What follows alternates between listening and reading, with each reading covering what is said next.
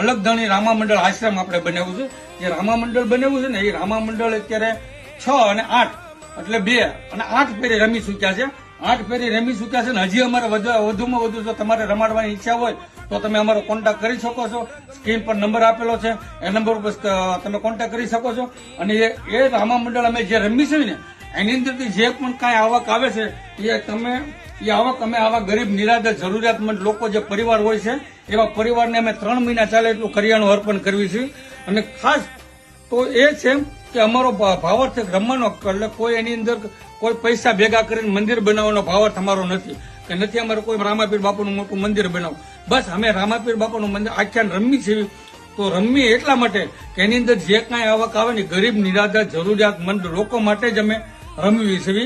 અને આવા લોકોને અમે બસ ફૂલની પાકડી 3 મહિના ચાલે એટલું કરિયાણું અમે અર્પણ કરવી છીએ.